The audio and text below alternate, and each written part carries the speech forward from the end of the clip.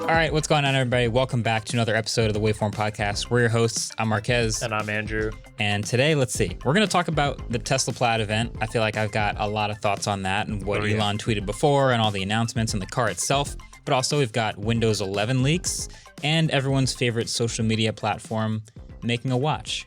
Maybe a Facebook watch. Might have some rants about that. Yeah, maybe. First, though, Adam found this really cool website, and it ranks the most used internet browsers. And at first I was like, cool, I'm going to know everything this says.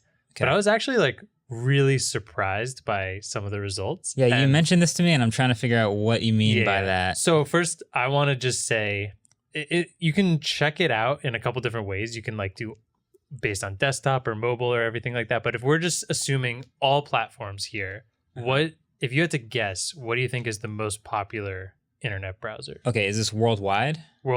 Worldwide, all platforms most used internet browser. So just the way I think about that is when you said most used internet browser, I'm like, what's everyone's default on their phone? Yep, that's what I think a lot And most people on the iPhone are using Safari. But there's way more Android phones, and I guess most of those are using Chrome. And then desktop might be a little bit of an odd one to predict because there's a lot of people using older browsers who just don't care. So, okay, most We're going popular worldwide, all platforms. Worldwide number one, I would guess, is Chrome. Okay. Thanks to Android. Number two, I would guess is Safari because of the iPhone. Okay.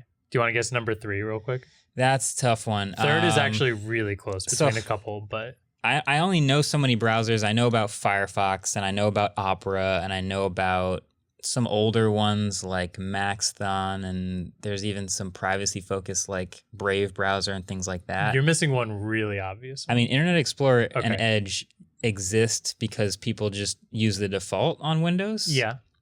Or does that make it number three? I mean, I guess it still gets a use case, so it still gets used. And like you said, it's a default. Maybe it is number three. I'm going to go Internet Explorer. Okay. Number three. Well, we're going to call it Edge because Internet Explorer is not really a thing anymore. Right. Yeah, you're right. But do you want to go ahead and open up that link? Okay, there? I finally get to open it up because I think you may be surprised at the percentages of it. Ooh, this is 64% Chrome. Wow. 18% Safari. And then Edge is all the way down at 3.37, followed by Firefox 3.36, and then Samsung Internet and Opera around 3 and 2. Wow. Is that because of the dominance of Android worldwide? I was trying to figure this out, and it is cool. In a second, we're going to go down and we're going to click through a couple of these different. There's you can sort it by just desktop. I want to do that. And one was the tablet one is really interesting. So I was trying to think of this. My first thought was, like you said, there are way more Androids in the world, and as a Pixel user, I'm just assuming it's Chrome as the default. But then I see over here Samsung Internet. So is Samsung Internet is the default internet browser for Samsung phones, right? True. So you kind of can't count it as, while I'm sure a lot of people, especially listening to this podcast, probably install Chrome on their Samsung phone. I know I used to.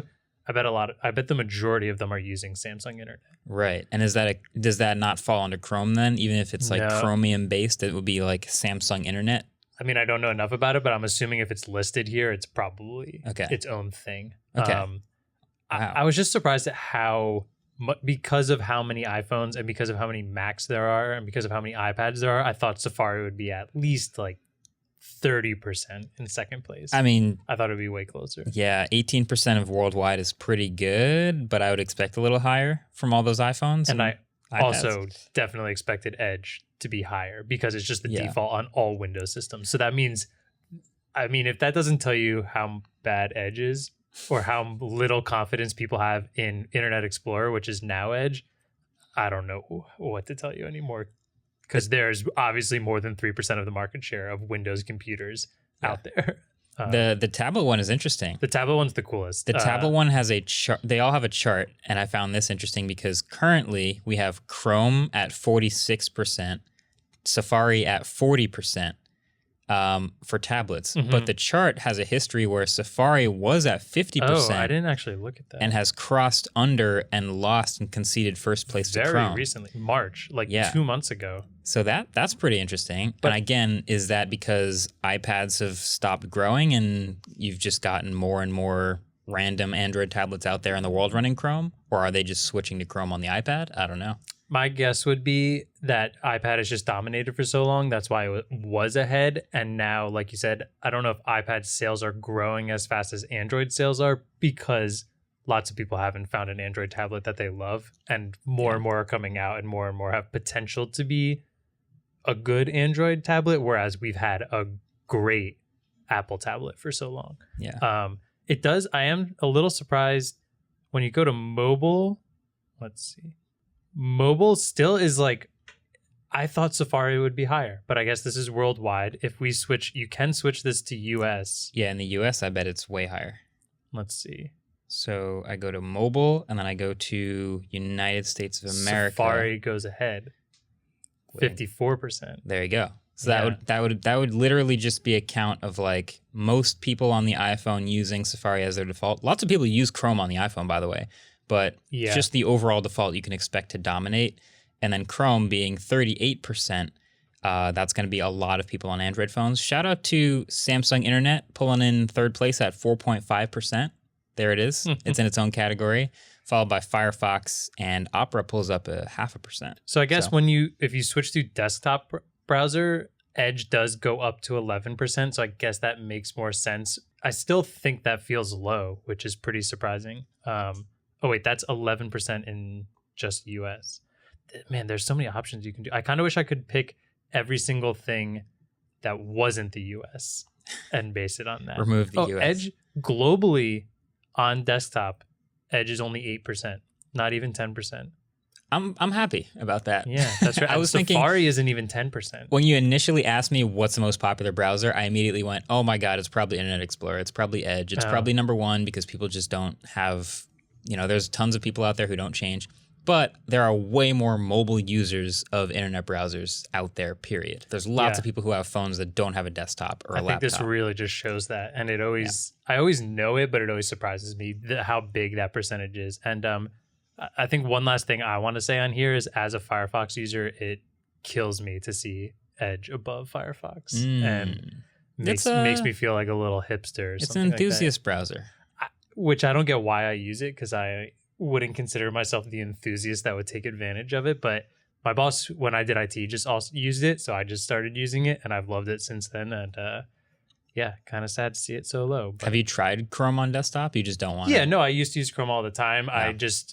I think it came to a point where my boss was using it and I was just watching my RAM just get eaten by Chrome. I don't know if that's fixed or just still like a meme. I know I see the meme all the time. But... It's still half true. Okay. Yeah. But yeah, Firefox has just worked really well for me. So I've just gotten used to it and kept using. Word. Well, speaking of... Yeah, this is too hard of a segue. Speaking of huge companies making products that not everybody wants. Speaking of the Facebook Watch, have you heard about the Facebook Watch? Yeah. Okay. Well, there's a rumor. I'll just to give some background to people. This is literally just a rumor. I don't think there's any official information. There's not really any much credible leaks, but there's a rumor that Facebook may be working on a smartwatch with some cameras in it. Oh, I didn't. Oh, I mean, why wouldn't it? Why wouldn't it have a camera in it? 2 cameras and a Facebook smartwatch. So you remember Facebook Portal, right? Yes. Okay. Facebook's reputation as a social network is one thing, but Facebook's reputation as a company is not the best, especially when it comes to privacy and information and data. Arguably and all that the worst when it comes to privacy. It's not great. Yeah. It's not great. So when you hear Facebook making a smartwatch, that they did actually try to make a smartphone a couple years ago, by the way, the Cha-Cha. It was with HTC. Why do I not remember it? It was awful. There's no reason to remember it. I'm not shocked that you don't remember it. It's called the Cha-Cha. Let's be It was real. One of the fastest discontinued products of all time. I think I might have made a video about like the fastest discontinued products before the Cha-Cha, and this like took the throne. Really? Yeah, it was like amazing. 3 months or something crazy like that. But yeah, I wasn't shocked when that failed. But when you hear Facebook, okay, they might make a smartwatch, you think, okay, it's kind of along the same lines of like an unnecessary piece of hardware. It's an accessory to an Android phone. Why would I want the Facebook version? Mm-hmm. And then the one fact that just keeps getting attached to this smartwatch rumor is that it might have cameras on it. I'm reading a little bit right now. It says camera on the front exists primarily for video calling, while a 1080p autofocus camera on the back. What is the back of a watch? First of all, it can be used for capturing footage when detached from the stainless steel frame on the wrist. So literally the back. So you would I don't know about shoot this. video like this? I can't. What?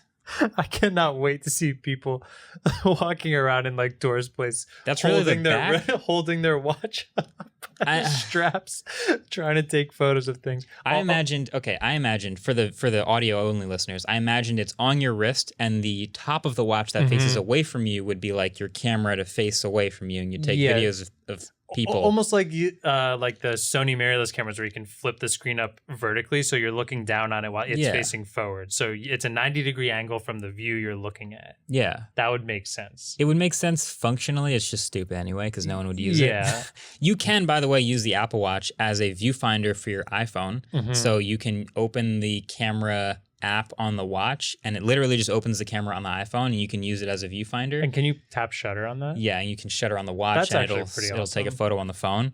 But cameras living on the watch feels like, number one, it's going to look weird, maybe a little clunky. You're already trying to minimize bezels on a smartwatch. That's typically the form factor you want to go for on a higher end smartwatch. And if this is a dual camera smartwatch design, that just doesn't seem like it's going to look any good. I'll give them like FaceTime calling. Like, okay, sure, that might actually be something. Like maybe you're just like quickly at the store and you want to like, I still don't get why people FaceTime like at the store or at the gym. Always really confuses me, but I'll give it that. Facebook is attempting to connect people through video with Portal like we saw. So this would be another one. The camera on the back just, it makes no sense, but I cannot wait to see people in the wild. I'm trying to picture filming with it.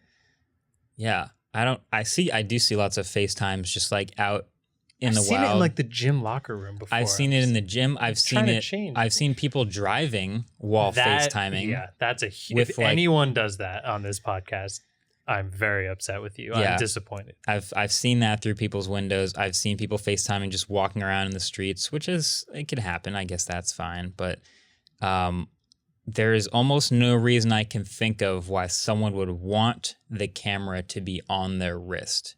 And by Facebook of all companies. Exactly. I think that's what the next thing we're kind of getting at here is like, I have not seen anyone really use the Portal. And I think we all know why, because why would you just voluntarily put a camera and microphone connected to Facebook in your home? Now, why would you take it one step closer and just put it on your wrist, and now is potentially tracking all your health stuff as well? Like, am I going to start getting blood pressure medication on my Facebook ads if I start wearing this? Or like, that feels like a invasion of privacy. But if we all know Facebook's motto, it's pretty much we're invading your privacy. Yeah, so. Like if you go all the way to the extreme, like if Facebook could have it their way, they announce a watch, it's got sensors on it, cameras on it, connects to your Facebook account. You know how like the Oculus Quest, you needed a Facebook account. Yeah. This would be the same way. Like you need a Facebook account to have this watch, and then it would just give all your information back to Facebook to help target ads better and make a better Facebook product. That if they could have it their way, I'm sure that's what happened. Yeah, you would start getting ads based on like things the watch notices about you, things you've said around the watch. I'm just imagining like every weird like medicine commercial we're used to seeing in the US, and just like now that coming up and being like, does my watch know something I don't? Why am I getting ads for like high blood pressure or something like that? I was just thinking about this also. This is one of the most impressive things about the Apple Watch is how much it knows about you and doesn't relay back to Apple. Like there's a bunch of locally collected information and a bunch of like Apple values privacy at least in that way, where they'll keep a bunch of stuff on device.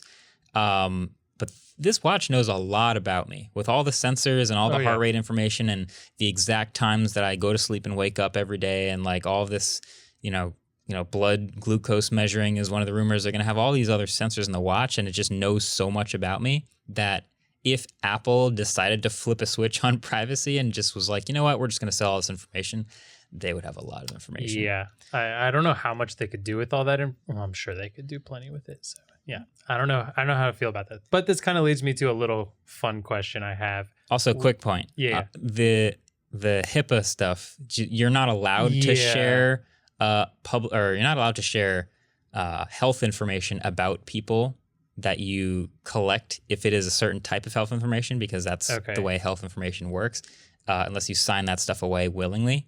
Which I feel like could very easily be tossed in a terms of service that you accept. Maybe. Who knows? I don't know. We're clearly speculating here, so don't take anything take it with a grain of salt. This is not medical advice. This is definitely not medical or legal advice if you are trying to collect people's data. Or financial advice. But we had a quick little question, or like a couple of us were saying, like, what would you have, like, how good would the Facebook Watch have to be for you to be okay with wearing something made by Facebook on your wrist all the time? Because like we always talk about, Apple Watch is just so far ahead. There aren't a lot of Android watches. I mean, yes, there are Android watches that people like, but I think we can all agree there's not one over-the-top clear winner Android watch. There's no match to the Apple Watch. Yeah, exactly. So what would this have to do for you to be like, all right, Mark? Okay, are we assuming it has to have the cameras on it? You want to take the cameras off? I'm just thinking, let's assume it has to have the cameras on it. Because we're saying, how good does this have to be for basically you to have a total invasion of privacy? Yeah, basically. If I just go right to the top and it's literally an Apple Watch made by Facebook with 2 cameras on it, I still wouldn't want it. And like pairs equally as well with all of your non-Apple products. The Apple Watch exists, and I would just pick that over this every time. So this has to be something better than the Apple Watch. It has to be better than the Apple Watch in some way. It would have to have like, I don't know, like some insane, highly technical, like maybe the battery life is a month and it does all the stuff the Apple Watch does and is super responsive. I don't think there's anything they can do to make me want this smartwatch. It's hard. I think this is turning more into like make your dream smartwatch and then still not want it because it's connected to Facebook. Yeah. But I mean, I think the first thing I would want it to look like a real watch. I'd like the style aspect of it to be better. I would want it to be super thin, but like you said, crazy battery life. I still am a little upset at how thick a lot of smartwatches are. And I mean, watches are pretty thick in general as well. But batteries are thick. Yeah, batteries are thick. It's hard. But again, I really don't want Facebook on my wrist either. So let's make it hard for me. Yeah, I think it's probably not going to be. Yeah. Great. Facebook, if you're listening, take a lot of notes on what happened to the Cha-Cha. Just remember the I'm sure they will never forget that. Yeah. But yeah, I think the biggest thing here is I cannot wait to see people filming with their watch. That sounds hilarious. There needs to be an Instagram page dedicated to like people of Walmart, but people filming with a Facebook watch. I'd follow that in a heartbeat. I hate it. We were going to talk about Windows 8 a little bit. That is Windows 11. Sheesh. Talk about Internet Explorer. Windows 11's gotten leaked a little bit. We're expecting to see officially Windows 11 stuff pretty soon. June 24th, I think, is their event. Okay, so it's coming right up. But do you have any thoughts on what we've seen so far with Windows 11 leaks? I'll describe it quickly because, like, I mean, people have almost the full version. There's a couple things not quite working, but I think the main difference we see, and with most browsers, is like, how does it look on your desktop? Like, what has changed there? And the main thing they've done here is cleaning up the toolbar on the bottom and centering it. And then when you hit that start menu, the start menu is now also centered, and it's pinned apps. It's all app based kind of on the top. And then at the bottom has a couple recent files, recent folders, stuff like that. So it's much different, and it very much is kind of going along the same design pattern as like Mac OS or Chrome OS, which is just center-based, big app buttons. It feels like it's going more towards like almost a mobile platform. I don't know why centering it bothers me so much. It does. Luckily, you can go back to left-align. Okay. For me, Windows, I'm just so used to left-align, and like maybe that's the old person in me. I'm sure most people who like Windows like it. Well, everyone's used to it. Every version has always been left aligned. Always been like that as far as I can remember. And yeah, it looks weird in the middle to me, but maybe that's just me not being ready for change. I've always kind of liked that Windows felt a little more like file based and a little less user friendly. But if we're being honest, that's because we're nerds, and most people would probably enjoy this better. It's much easier. It's much cleaner. Apps are like super big and easy to see, and they're all just right in the middle. So I get it. Yeah, to me, honestly, desktop OSs have always been and probably always should be pretty boring. Mm-hmm. Like I do my file management and I move things around and I use the programs, but the OS itself doesn't really need to do that much for me. It just needs to look good and clean and simple and work the way I intuitively expect it to.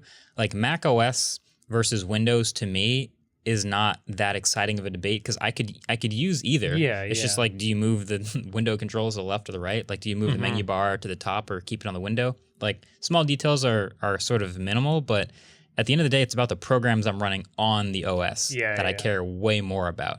So Windows 11 is cool and it's exciting, I'm sure, for some people. I heard there's a new startup sound, which is neat. Yeah, there is one. I'm sure Adam can add that in.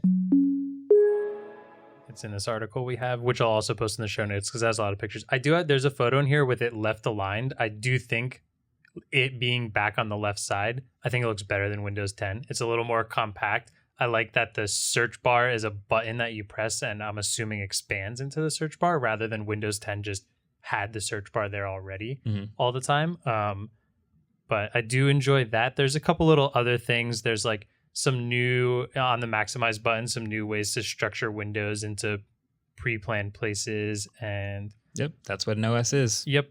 That's simple. Yeah, not too much. I think there's some new Xbox console stuff on here. But yeah, June 24th should be the announcement for all of it. My favorite thing about this was Tom Warren's video where he opened up the notifications panel on the side and he took his mouse and he just slid over and just dismissed the notifications by sliding. Mac OS, Craig, take some notes, baby. Ooh, It's good stuff. Two more quick things. Rounded corners, just a design change, and then widgets, which I did want to talk about. I actually thought widgets weren't really a thing anymore, but I looked it up and apparently you can do them on Windows 10. But I really think Vista just left such a sour taste in everyone's mouth that I don't know a single person that uses Windows widgets anymore. Do you remember those? I do. I remember actually really looking forward to Windows Vista because wasn't that right after XP? I think everyone did because it was like, it was a pretty dramatic change. Super dramatic change. Like very visual. 3D. Yeah. Because we had XP for a while and it was flat and it was opaque and we had all these like very clear, well-defined aesthetic looks, and then Vista was like this translucent, like glassy thing, and it was going to be so new and fresh and modern. And so I was really looking forward to Vista. I remember wanting a new GPU just specifically so I could have this great Vista experience. And it was all right.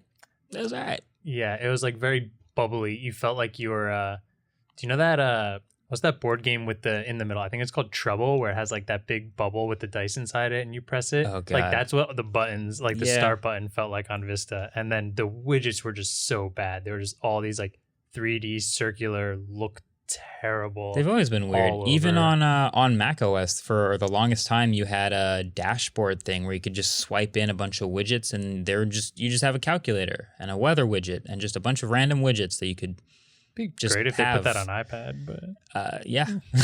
But you know, desktop OS, keep it simple. Yeah.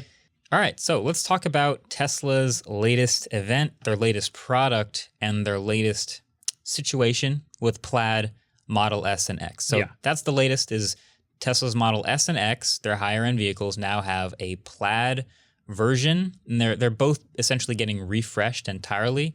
So there's a new long-range Model S. I'll focus on Model S and a Plaid Model S. Long-range Model S is dual motor. Will get about 400 miles of range and will do 0 to 60 in 3.1 seconds, I think. And then Plaid Model S is triple motor, and they have this immense focus on that powertrain and that performance. And it'll do 390 miles, which is pretty dang impressive. And 0 to 60 in 1.99 seconds, asterisk. We'll get to that. So generally, the biggest thing actually here to me is the interior refresh. Yeah. That's like really what happened with this car is there's a new interior. Have you seen it? You've seen the yoke? I mean, clearly the yoke is the biggest thing. It's something we all thought we didn't really think was going to happen. There's definitely been past episodes where we said we didn't think that was going to actually ship with that, but it is. Oh man, what do I think of it? And isn't the other big difference kind of it's the horizontal screen now rather than the vertical screen? I like that a lot. I mean, there's a bunch of new stuff. I'll just go down the list, honestly, because there's a lot. Okay. I think we'll start with the yoke, right? So I've seen, so they announced the Plaid car originally. Then we got this first deliveries event where they delivered the first 25 of them. So now they're officially out in the wild. It's happening. There's real people driving them. They have the yoke wheel, and they will continue deliveries from here. So there's a lot of interior changes that match Model 3 and Model Y. They've got the new ventless invisible air conditioner system. Okay. They've got the new door handles from Model 3 and Model Y. They've got the wireless chargers up front that are now actually built in right under the screen. And they've switched to a horizontal screen with a new software version. But the one thing that is definitely different and new and catching eyes is the yoke steering wheel. Yeah. And for those who don't know what the yoke steering wheel is, imagine a steering wheel where you sort of square it up a little bit instead of being a totally round wheel, and then just go ahead and chop the top half of it off. Just take the top half of that square steering wheel and just pop it off, and that yoke that you have left, that's what's going on. Not only that, but there are no stalks on the steering wheel column. Yeah. Bigger deal than you think, because that's where your drive selector usually is, switching into reverse or park. That's where your blinkers usually are. That's where your windshield wipers usually are. That's where your autopilot select usually is. That's where your headlights usually are. All of that gone. Now buttons on the steering wheel or controls on the touchscreen. Mm-hmm. So how do we feel about that? I mean, there's a lot of... How do we feel about these 50 different things? Okay, I'll start with... If I'm just going to go the general yoke steering wheel, I think it clearly catches eyes. It is clearly a great press photo. It's clearly a great, what car is that? What is that steering wheel when you're walking through a parking lot or something? Mm-hmm. Awesome. Like, looks really, really cool. Functionality wise, I mean, I don't want to make the biggest judgment without using it, but I cannot see myself enjoying it. Yeah. I think it's going to be very hard to get used to. I mean, there's a reason a wheel has been on a car for so long, because there's so many points of contacts when you're making these big U-turns or K-turns or turning around in a parking lot or something like that. I mean, for example, there's a video posted of a guy he pulls into a parking lot and then tries to make a U-turn to come out. And as he's going like really awkwardly hand over hand to try and make the full 360 turn, he's like hitting the horn button and like all sorts of different things are going on, and it just looks really awkward. So I believe they use yoke steering wheels for like F1 races, but that makes sense because the amount of turning they're doing, while they're doing a lot of turning, they're not doing like really, really aggressive big turns and like full 180s, 360s, stuff like that. Yeah. The turns you do on a racetrack are maybe 45 degrees tops, where the turns you do in real life are much more exaggerated.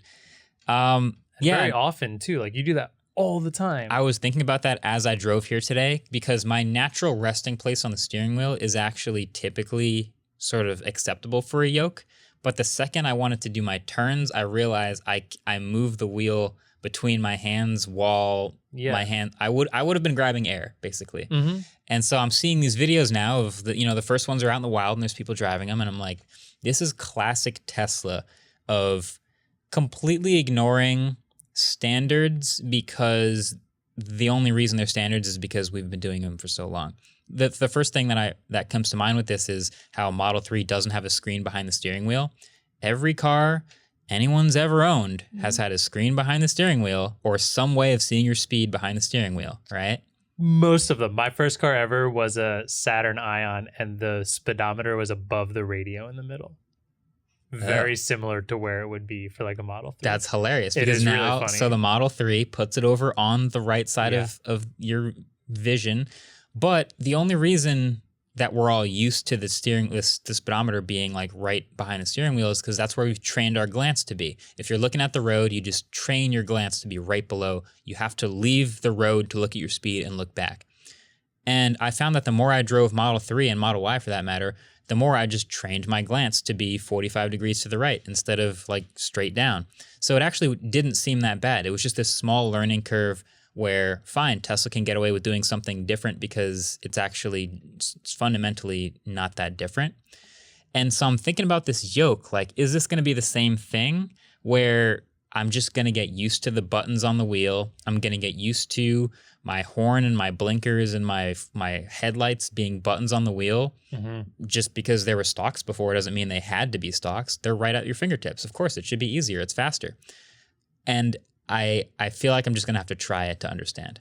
I don't think there's any way for me to watch enough videos to go, oh, here's what the learning curve would be. I think I just have to drive it. It's way more to get used to. Like glancing over to the right is a much smaller, easier thing to get used to. I also weirdly found it when I used to drive my old car, like being someone who's tall, and if you sit in a position where your steering wheel is at a certain place, if I were to have my speedometer right in front of me, I would block the speedometer with the steering wheel all the time because I'm like looking so hard down. Not with the yoke. Yeah, now it's not with the yoke. But like the yoke is so much to change. Like especially people who have been driving for years, like you just get so used to. I mean, how often do you do the thing where you like you spin the wheel and then you like have your hand on the wheel and you just kind of loosen it and it spins through your hand. But like at any point you can grab it and now you're ready to go. Like that is literally impossible on the yoke. Right. I know a lot of people who do that, and I don't personally do it, but I've seen it a lot. This is you had a lame driving instructor because it's the coolest thing to do. Oh, they hate when you do that though. When you do that, yeah, they're like, don't let the wheel open. I was just making a bad joke. Yeah, no, they're like, definitely hold the wheel. Right, you had a strict driving exactly. instructor. I had them do the textbook way, but I feel like the squareness of the wheel would also hurt you sliding it through your hands because it's going to hit an angle. Yeah. A lot of times I drive with like one hand when I'm like on a big highway that's straight. I have like one hand kind of at the bottom, and I think the fact that the wheel is circular at the bottom, if I'm doing it in the middle, it's very easy to just turn on the point of the axis where it's square on there. I'm sure you can do it, but I feel like it might take a little more force because it's a little less natural to move a square on a circular axis than it is to move a circle on a circular axis. Right. Yeah, and you can change the steering weight and all that to be sport heavier or comfort if it's a little lighter. But I would like to try it. I think the buttons are going to be harder to get used to, though. That's the part that's interesting to me. I think that's going to be the easiest part to get used to. I think that I've gotten so used to driving with stocks that I just know how to go to drive in reverse, and I know how to get my blinkers and my wipers. And I think I'm going to start driving a Plaid Model S and get really used to the buttons, and then going back to a regular car will feel weird because I have to reach further to do all of these things where I was doing them on the screen and on the steering wheel before. I think that's just me speculating. Also, wipers, screen. Don't like that. That doesn't seem great. Yeah. But too often you have that like in between wipe. That's just like, I don't want this on all the time, but I just need like a single. I think that's what the button is. The button's a single wipe. Yes. Oh, is it automatic wiper other than that? I think so. Okay, maybe that's not as bad. I don't know. I like being able to control things like that. Automatic stuff usually isn't great. It's a little finicky. Yeah. Yeah. I don't know about the buttons. As someone who's like, I have all my media controls on the steering wheel on my car, and generally, if I want to do anything other than like volume up, volume down, I still look at it really quickly. Yeah. And I've had my car for almost 10 years at this point. Yeah. So like, I don't know, you're not using it as much as a blinker. It still feels kind of strange. I also would kind of expect well, obviously this doesn't happen on the stock, but a blinker, left blinker on the left side, right blinker on the right side, like make it a little easier. Like the most common thing should be the closest to your thumbs on the steering wheel. So I mean, that's not the way the stocks were. It's not, but that's just like one finger up, down. Yeah. I mean, same with the button. That goes with, I guess. Technically, I guess. Yeah. It's interesting. It's just going to be weird. But yeah, there's just so many instances of Tesla changing little things where like, I guess we've gotten used to it a certain way over time, and this is different and it will require a learning curve. But maybe if this is the first car you ever drive, it probably won't be a Plaid I'm sure Model that's S, what they're going for, is like something along the lines of like people will get used to this and it'll become intuitive. I feel like both of them together is going to be a really steep learning curve for a lot of people. And there's going to be a lot of Model S drivers using their blinkers really poorly or making really bad K-turns on roads. Yeah, that's the one thing. Okay. So the automatic drive selecting. Oh, man. Oh yeah. This to me is actually probably a little too far. I would have liked to have seen a stock for this. So here's what's supposed to happen. And Elon basically explained it on stage, but says that the Model S and X refresh will guess what you're going to do when you get to stopped and which direction you want to go, forward or reverse. So there are a bunch of instances where it seems very straightforward. I back into a parking spot and I park. When I get into that car, I'm going to go forward, Sure. right? Let's say I go forward into a parking spot. There's a barrier in front of me. I get into that car, hit the brakes. It's just going to go in reverse for me because it knows. I feel like even with this example, you've already hit a snag. Backing into the spot, it's going to there. guess. Okay. Yeah. So there are instances where it's pretty obvious what you're going to want to do. If I pull up to if I go to, I was going to say parallel park, but that's another one I don't know what it's going to do. But if I just go pull up to something where there's a wall in front of me and I'm going to make a 3-point turn, I'll pull up to the thing in front of me. It will automatically switch to reverse. I'll back up, and then it'll automatically switch to forward when I stop backing up, and I'll exit that turn without having to touch anything, and it will have just done its job for me. That's something we're assuming with like curbs on it, right? Yeah. Okay. So it can see when you pull to a stop, it's like, now you've arrived at something in front of you, we're going to switch you to reverse, and it just does it for you. Okay. So there's a couple where it looks like it makes sense, but then there's a question of like, I want to parallel park. Oh, yeah. I pull up to a car next to me. I pull up to a stop. Is it going to know I want to parallel park? Will it automatically reverse for me? Because it still sees a street in front of you. Yeah, it sees like I just pulled up next to a car like at a stoplight. Why would I want to reverse? Mm-hmm. I'll keep going forward. So I'm going to have to manually switch that, I'm pretty sure. There is auto park on these cars, but there's like a whole bunch of other weird, finicky human guessing situations where I feel like you're just going to have to do it manually. So I've already assumed I'm going to be manually overriding this all the time. Oh, yeah. So my question was, how easy is the manual override? And it's this like 1-inch wide slot on the left side of the touchscreen. You swipe forward to go to drive, you swipe backward or down to go to reverse, and you hit the corner to go to park. Seems okay, not as good as a stock. No. Seems okay. A stock is literally just right there, like just popping into drive, popping into reverse. Everyone knows how to do that, super easy. And I saw someone in a video sort of demo it like, oh yeah, it just kind of feels like a stock. Like you just flip it up to go forward and flip it down. And then he missed, and then he swiped it halfway and it went back and didn't work. And like he missed the side of the screen, like a whole bunch of questionable misses on the touchscreen there. So I cannot imagine like parallel parking on a busy like main street is already like if it's busy enough and you have to pull up and then the car behind you can't get past, so it has to sit there and watch you parallel park. I cannot imagine the stress that would be induced by like having to hope this thing guesses. Also, did he use the term guess in the presentation? I think he did. Yeah. The last thing I want to like hear, predict. I would like know. Yeah, it will predict. know. Like even if yes, it's guessing. Don't say guess. It will decide for you what you want to do.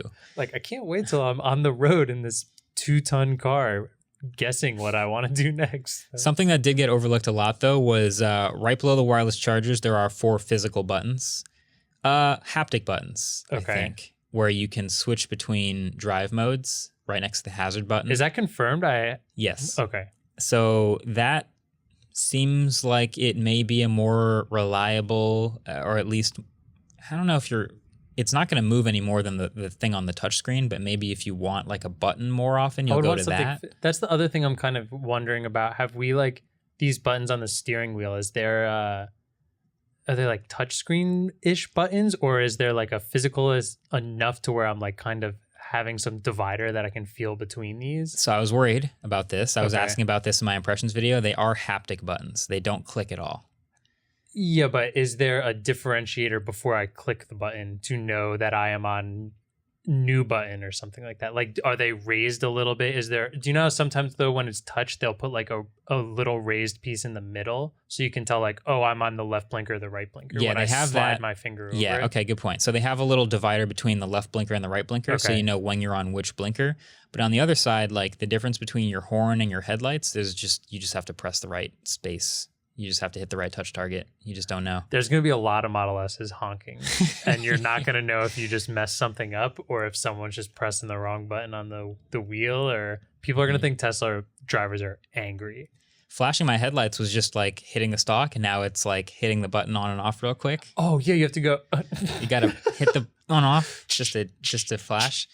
Stop being not what I wanted. Not what I wanted. So yeah, we'll see. I would have loved to have seen like an option for a regular steering wheel, but this is classic Tesla. They're just going to go forward with this, and it is what it is. Kind of the other thing though, it's like we're talking about getting used to this. Not only are you giving people more power and more like a more intense driving potential, like now you're giving them a steering wheel they're much less used to. Like I hope people are safe when they do this and get used to the steering wheel. I mean, for a straight line, yoke's perfectly fine. I'm sure people will launch their cars because it's clearly a new 0 to 60. But that's going to be fun. Out of all of this, maybe the most exciting piece to me is the new performance. So there's a long range version with this new interior, and there's the Plaid Model S with the triple motor performance version with this new interior. That has a 1.99 second 0 to 60 with 1 foot rollout.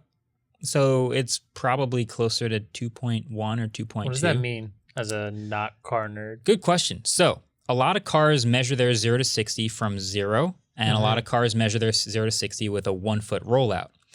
Basically, a 1 foot rollout means literally exactly how it sounds. The tire starts rolling, and once it's rolled out a foot, that's when they start counting the 0 to 60. For whatever traction reasons or whatever, there's a bunch of performance cars that measure their 0 to 60 after rollout. And so, with this little bit of rollout, you figure the car is already going like 4 or 5 miles an hour by the time it gets 1 foot of rollout over this tire. It is still extremely fast, but bragging rights lets them put 1.99 seconds with a foot of rollout, and that's what they chose to do for this car. Obviously, if you can go under 2, you're going to pick it. But clearly, if it needs the 1 foot rollout, it's probably not actually an under 2 from. Do you know like the average of like what cars, like how many cars use 0 to 60 versus rollout to 60? Typically, it's funny. It's kind of like whatever they just want. Like a lot of performance cars use it with rollout. Like if you're asking about the fastest couple of 0 to 60s ever measured, they're all with rollout, and that's fine. And we kind of just accept that. But this is still faster than all of them, so I guess we'll just go with it. We'll just go with 1.99. If I were a snarky Twitter account for a corporate performance car company, I would make fun of all the other ones that did 1 foot rollout. Enjoy your handicap. Still got to beat it. But that's the other thing is, so Plaid Model S has a 200 mile an hour top speed with the right tires anyway, and is rated at 1,020 peak horsepower. Which this is the interesting part is like it's doing track laps now without overheating. They've figured out the heat pumps. They've done a much better job conditioning the battery to keep it doing launches and doing high performance runs over a longer period of time without overheating. That was an issue with previous Model S owners, and Model 3 was already a step forward with that. So that's cool. Then they showed this chart on stage where they showed like P100D, then Model S Raven, and then the horsepower, or I think the torque output of Plaid Model S, which just kept going up. Like it seemed essentially flat at 1,000 horsepower up to 200 miles an hour, which is kind of scary. But the main question is, are they going to continue to improve on this for Roadster? Like they have these carbon sleeved rotors and they have all this crazy tech to make it work. I don't know. It's just like a next level performance gain for a four-door sedan with like 8 feet of storage in the back. Like it's crazy. So I think that's one thing people always forget is like, it's so quick to like take Model S numbers and compare them to all these other like performance cars, but then remembering, I mean, this is what we made Project Love Day about.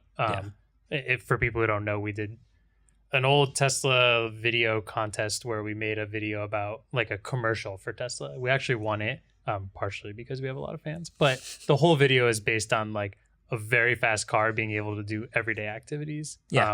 Fun video to make. But yeah, I feel like people always forget about like how much trunk space and how much like of an everyday car a Model S is with these numbers. So 390 miles of range is nice. But it's not.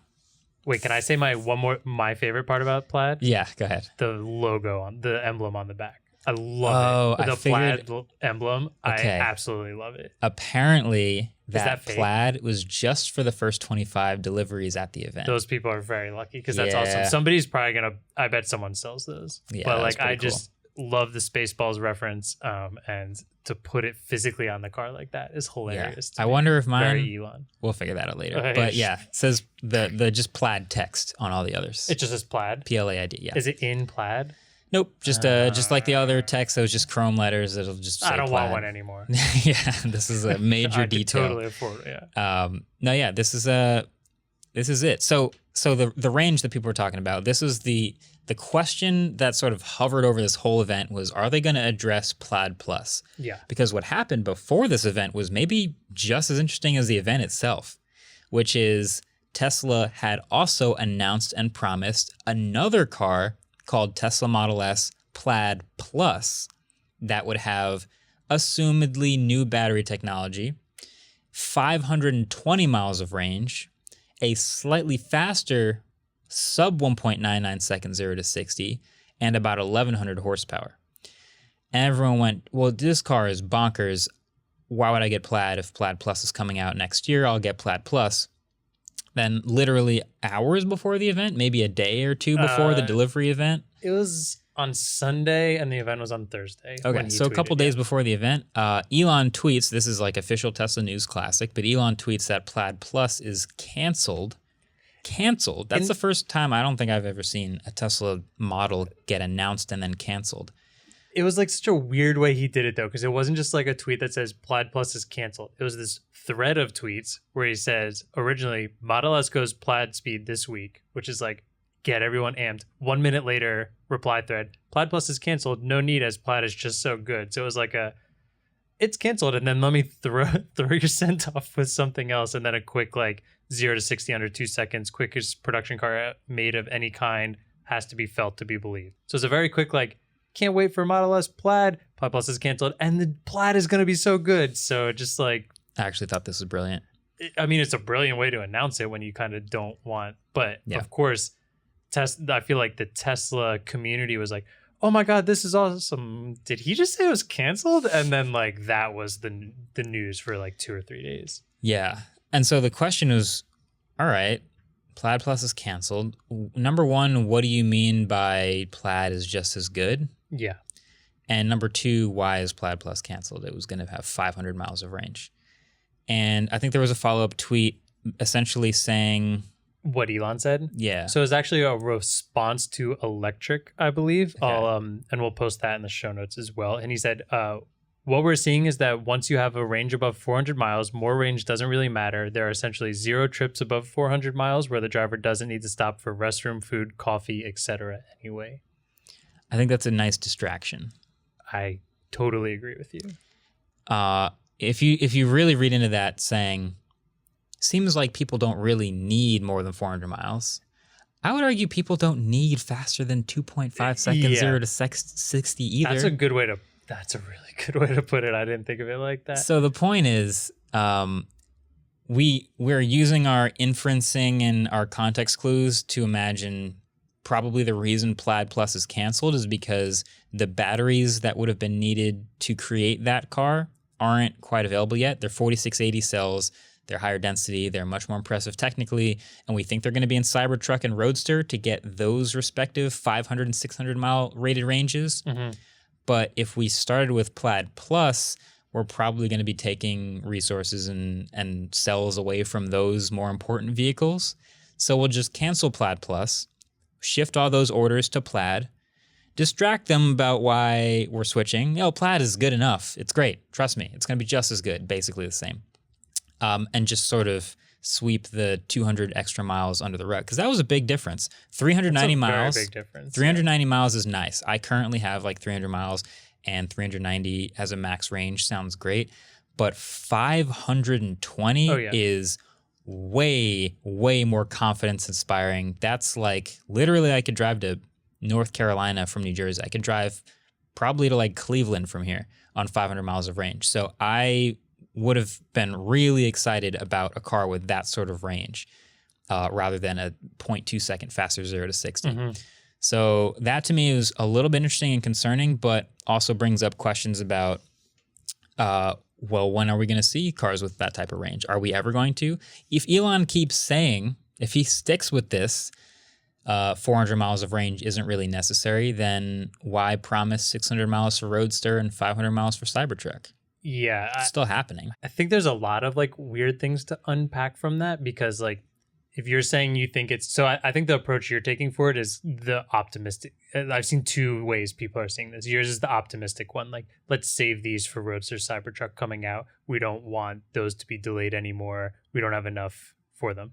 The other approach is these aren't ready. These cells aren't ready yet, and people don't think they're completely ready. We don't know when they're going to be ready. Is this going to mean Cybertruck Roadster get delayed further? And like, I think both. And saying they're not ready right now means they're definitely getting delayed. So he's trying to not put any of the attention onto that potentially. So yeah. I wouldn't doubt if it's like a kind of little of A, little of B. Like maybe the batteries are pretty close to being ready, and it would just delay Plaid Plus. And then if you put Plaid out before Plaid Plus, and I don't know, there's a lot of speculation going on in that way. Yeah. But I do think like, I think that's really interesting. What you just said though is like, if you're using the excuse for 400 miles right now, does that mean you're basically saying you don't think Roadster or Cybertruck should go 500 miles? Because like you could easily make the argument that a coupe doesn't need to go 500 miles. Like who's going on a road trip? Efficiency has never been a concern with sports cars. So that doesn't make sense for me. Now, Cybertruck, on the other hand, like I do think there are a lot of people looking at trucks to go long distances. So that makes way less sense. But now are you going to bottleneck your truck because you used this excuse previously? Yeah. Or do you actually believe that? Which then I think is a whole nother thing where it's Elon looking at numbers way too much, numbers of what he has right now, and then potentially limiting stuff in the future because of that. So if I just stay with my just straight logical brain, number one, Plaid Plus was not canceled because Plaid was good enough. It was canceled, and the distraction was Plaid Plus is good enough. Trust me. Yes. It's great. But then two, the reason that Plaid Plus is canceled is probably going to turn into a reason that Cybertruck and Roadster are delayed. Yeah, probably. I totally agree with that. But as long as we're not talking about those yet, we don't have to talk about those yet. So all the focus was on Plaid that night, and obviously it's still a very impressive car. 390 miles is only slightly less than 412 for the long range, so I'm perfectly fine with that. And yeah, it's an impressive car, but yeah, it's just got me thinking about like how much longer we have to wait for Roadster. This was announced in 2017. Was it that long? 2017 is when the Roadster was announced. Jeez. So I mean, I knew it would take a while. I think it's that they keep like talking about it or like releasing it and stuff, or showing it, you know, at the semi-truck event that gets people more and more hyped for it, and then you see it pop up every once in a while, but yeah, it might take a little longer. What are your thoughts though on wanting more? Because it's one thing to think about 520 miles as I would like to go on a 520 mile trip, where in that singular case, I think Elon's probably right. Chances are in that 520 mile trip, you're not doing it straight. You're taking breaks, you're taking restroom breaks. If there's a charger available at all those, then yeah, it makes no sense. Yeah. I think there's tons of other scenarios though where that doesn't help in that extra range. I think the one I found the most interesting is the people who are the most effective way to charge is lowest battery correct to around 60% is like the really, really efficient. So now your 0 to 60% is much bigger and a way bigger range. Yep. So that means you can now drive further and still charge as efficiently as possible.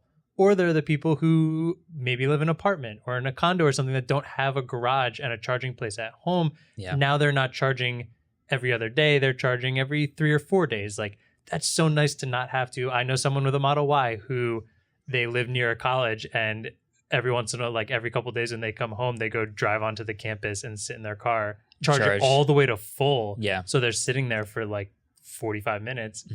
That kind of sucks. I'll add two more versions of this. Yeah. I have basically two types of road trips that I do. One would be like visiting family, and two would be for an ultimate trip. One for visiting family, it'll be, here's the destination. It's this many miles away. You're going to drive there. You're going to park there for a couple days, and then you're going to drive home. It would be nice to not have to stop at all, meaning drive there, park it for a couple days, and then drive all the way home. And so even if it was only a 250-mile road trip, if I had 500 miles of range, I would not have to charge and I would just come all the way home. If it's obviously a much less range, I'm going to have to charge at some point. Mm-hmm. The other version is going to Ultimate. So literally you're going to go drive somewhere, park for a couple hours, and then drive home. This is for a game, not a tournament. But the point is, I just really don't want to have to stop at all. Even if it's 400, 300, 200 miles, I want to go there, not stop, not just go about my day, go about my weekend, and then drive home. And the more battery, obviously, you have, the more likely you are to be able to do that. There's something also to be said that, like, yes, there are a lot of superchargers, but as he says, stopping for food, coffee, and stuff like that, like, that's a valid excuse for stopping and getting to top off, but you don't always get to choose the food that's at these places. So, like, we've done a couple of stops. One time we stopped and there was a great burger place and we all sat down, had a burger. It charged a ton because we were really enjoying the food. Then there's like I'm really hungry, and you stop and it's a gas station with like a Subway and like or like really the back of a mall restrooms. Yeah, like or some random not something you want to eat, or you never know. Like if you want to take it one step further, if you have dietary restrictions and one of these fast food places doesn't cater to that very well, cool. Now you're just sitting in the car. So that's when it starts getting to the point where gas is better. I like your theory of if you can do 500 miles, you're probably going further than quite a few gas cars. Now you're getting the advantages over gas cars. That's what I was going to say. Yeah. So I'll end it with this before we take a quick break. I think if Elon's main goal with cars like this is to give the full smackdown to gas-powered cars, you want to give them every single reason across the board is better than a gas car. Better 0 to 60, better technology, better traction, better safety, better comfort, better torque, better everything. If you can also give them better range, that's not a small detail. No, People will definitely notice being able to go twice as long as far as days between filling up, whether it was gas or electric, that's going to matter. So I'd argue it's the biggest hurdle from gas to EV. Easy. I don't think anyone's doubting that EV has better specs and just like potential and just pure drivetrain, but like what's it called? Range anxiety is like easily the biggest thing stopping people from switch. So why are you limiting yourself already? Yeah. It seems kind of confusing to me. So as long as there's less superchargers and gas stations, keep making that range longer. All right, we got to talk about this BMW i3. Yeah. So first of all, why are we talking about the i3? Well, I'm currently testing the i3 with range extender for a column I'm doing for Top Gear. If you haven't already seen, I've been reviewing a bunch of EVs and high-tech cars for a Top Gear column. I think it's called Hard Drive. It's a fun one. I mean, if you don't watch or read the Top Gear magazine, check it out. So the latest after the F-150 Lightning will be this. And so they get the car here in our hands for a couple days, and inevitably there's like a first impression. We check out the car. A lot of them are really cool. The i3 with range extender has been very puzzling to me in a lot of ways, because honestly, I'm trying to think, all right, what's the target demographic? Like, where does this fit into the EV landscape? We know what the competition is. We know what the price is. I'm just going to give you a couple quick headliners about this car. Yeah. And then a question. Paint a picture. Okay. This car cost $50,000 with $10,000 of options. So it's 60 grand. So right off the bat, you can picture other cars that are also right around 60 grand. Then it is a compact form factor, so it's a much smaller than most of the other cars. It's got an electric motor and a battery that can give you about 175 miles when full. And then it has a 3-cylinder engine and a 2-gallon gas tank as your range extender. So you drive around on pure electric until you run out. And if you ever do run out, you can drive around as a gas car. It gets around 35 miles a gallon for a total of 70 miles on gas. And that's the i3. It's a smaller. So because it is so small, the back seat is very small. The trunk is very small. The front trunk, I'm not even exaggerating, I don't think I could fit all three of these cameras in the front trunk. No, especially because it has like it's that. Like it has a couple things inside it already. Because it has an engine. It has an engine and a gas tank and a battery and the electric drivetrain. So it's got all this stuff in this very small place. And so it's turned into like, all right, I have 60 grand to spend on a car. Why would I pick this one? Yeah. And I don't... think I know the answer. Do you want to like take a quick roll through like our impressions when we first got into it? It's just like, let's try and let people imagine this car a little better. I mean, if you haven't seen an i3, it's a BMW, so it's got the grille, it's got the little the nostrils on the front. It's a black and white two-tone, pretty modern looking car. A lot of glass, a little split sunroof going on. I don't mind the design for the size. I think the size is weird, but I don't mind the design. It's like weirdly tall, so it's kind of looking like a little minivan, but very mini. It has a very like, do you know those Hot Wheel cars that just like never really had correct proportions? So like it's got big wheels. It's got big wheels, but the front is just like so squished, but it looks like it should be bigger, but it's on this small car. Yeah. There's like kind of this weird window line where the back window is like lower than the front driver's side window or the front door windows. And it's just like very flat back hatchback. It didn't have a bad amount of room in the back for what it was. Not great. Yeah. Then you get inside it and it's like, I mean, it's BMW, so it's going to be nice quality inside. The majority of the inside, minus this one paneling on the back doors, which was kind of weird, is like pretty high quality. It has some weird design choices. This stock is this like gigantic. Yeah. How do you describe that? It's like a growth out of the steering column. Yeah. It would be like holding like a camera lens with like a nub on it to change. Like you have to put your entire hand around it in order to change gears on it. Yeah. It has some nice like blue accents and everything. I don't think the design is off. It just feels, and then the steering wheel feels, despite how short the front of the car is, you feel like you're sitting like in the middle of the car rather than the front of the car and like really controlling it. You feel really far back. That was my number one driving takeaway is like, oh, there's like really nice visibility and these windows are really big, but there's a lot of car in front of me and not a lot of car behind me. I think I'm in the middle of the car, which is like, that's strange. An unusual feeling for a four-door car, technically. Well, not, I don't even, would you? It's four-door. Yeah. They call it when it does, so it has the type of door where the back door is like almost a half door where like you have to open the front door and then the handle is on the inside and you open it, similar to trucks that aren't like full cab trucks. I don't know if you call that something a little different. You can't get in without opening the first door. So I consider it a four-door because you can't get in the back seat. Okay. But yeah, it is a small door. I think there's like the Hyundai Velostar. Yeah. I think they call that a three-door technically. Well, that only had a third door. Oh no, it didn't have one on both sides. Oh yeah, that had that way. Yeah, it's very confusing. So I give it four-door status. It's just very compact, obviously. Okay. Yeah. So you have $60,000. Yeah. You have it to spend on some sort of new car. Why would you pick this one? Because it's $60,000 for context. New Model Y. Performance Model Y.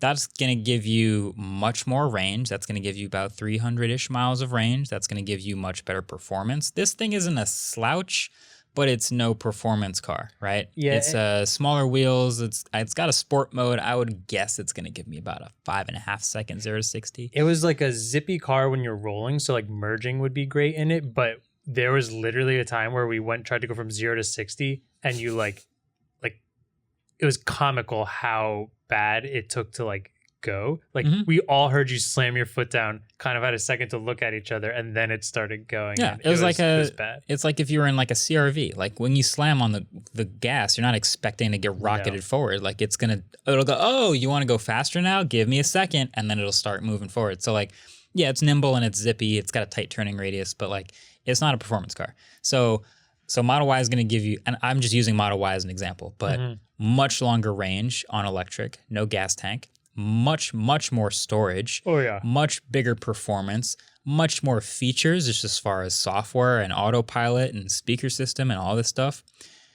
And so you have to want to get this i3, you've got to want either something really compact, you've got to want a BMW specifically, or you've got to really, really want, for some reason, a plug-in hybrid that has a gas tank. even though it's worse don't mileage. know what to call it. It like doesn't really feel like a plug-in hybrid, but it also doesn't really feel like an EV. I'm trying to paint the picture of the person getting this, and I'm imagining someone who lives in New York City and has an awful parking spot. Sure. So they want a compact car. Yep. They only trust legacy car makers, so they don't trust new things. So they can go with BMW. I think you can stop at just wants a good compact EV. Yeah, but I want to get really narrow with this. Well, because there is no other. I want to paint the picture of the person who loves this, obsessed with this car. Yeah, there is no other good compact EV, so Sure. I'll give it credit for that specific achievement, but it's still not great. Yeah, I mean, it would have to be someone with money to spend because 60 grand is not cheap for a car by any means. Yep. You would need I still think the interior is pretty solid, but nothing like to blow 60 grand on. So there's that. I mean, maybe if you live in the city, having the compact car range doesn't matter that much, but it still helps to have that little kick if you're on one of the expressways around New York City and you need to zip over a lane or something like that. And then somebody who is just getting into the EV world but still has range anxiety, so you have this little reservoir of gas in there. It's also, so you funny. Don't carry anything or any of your friends are over 5'11". Yeah. Range, it's funny, if you live in the city and you can get away with a bigger car like a Model 3, which is not that big, but it's you almost never have range anxiety because you have 250 plus miles of range and superchargers. I feel like you'd have more range anxiety with a tiny electric battery and a 2-gallon gas tank. Wait, but are there a lot of superchargers in New York City?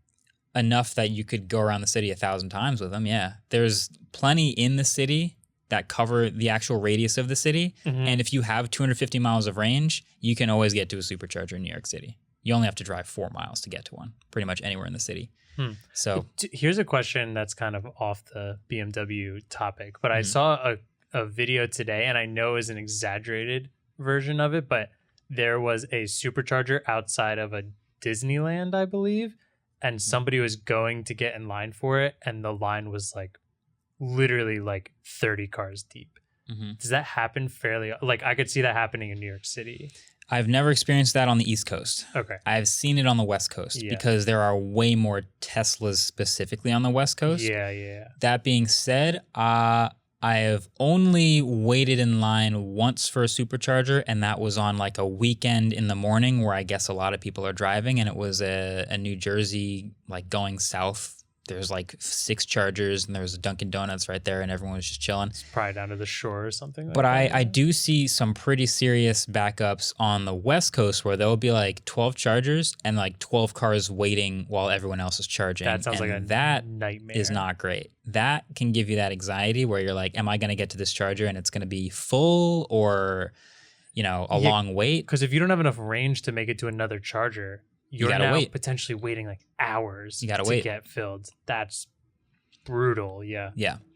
So I haven't experienced that yet on the East Coast, but yeah, New York City, plenty of chargers, plenty of space, plenty of range. I'm trying to think okay, what if you want a compact car, you live in the city, you want something small, but you don't care about it being an EV, you could get any number of compact cars. If you don't care about it being an EV, then this is pointless. Yeah, so you have to, for some reason, want a compact EV.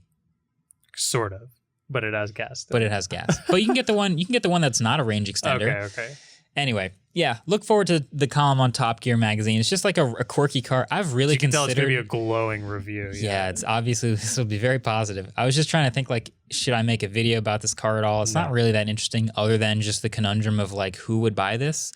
And we were asking at the studio, all right, what price would it have to be to actually want to buy an i3 with 170 miles of range and a 2-gallon gas tank? And we landed at 25. 20. I don't think I would even pay 20. I didn't even pay 25 for my car right now, and I would take it over this. Oh, really? Day, yeah. I don't think I'd want this car. No. It's neat, but I wouldn't choose it. If somebody wanted something like this so bad, it would make more sense for Smart Car to come out with something like this and not have a million features like BMW would, and just be totally on board with this is a compact car with not a lot of range and is EV, and it'll do the things you need for a compact car. I will say, while I do feel way safer in my car, I do feel safer in this than a Smart Car. Yeah. There's a little more of a bubble around me. This in thing the i3. does feel kind of like a tank for how small it is. It is. It's very center of gravity is very low because of, I guess, there's batteries in there, and obviously there's a lot of low weight, but it does feel safer than a smart car, so I'll give it credit for that. Yeah, I would never say I felt unsafe in this, despite how small it is. So I guess that's kind of one perk. There you go. We said something nice about it. Good looks. Good looks, i3. I think that's a good place to end it, being positive. I think so. Anyway, all right. Well, that's it. Thanks for listening to this episode of Waveform. Check out the Top Gear column when it comes out if you get the magazine. Check out if we do get the Plaid somewhere around here soon, we hope to make an impressions video and check it out in person. And by the way, if you haven't already subscribed to the Waveform YouTube channel, definitely do that here. There's also a Clips channel where we're uploading, of course, the smaller, more interesting sections of the podcast for you to check out those clips. So there's 2 YouTube channels for you to subscribe to, both linked below and from the main NKBHD channel. Other than that, this has been a fun one. Stay tuned. Maybe Roadster will come out someday. Thanks for listening. Catch you guys later.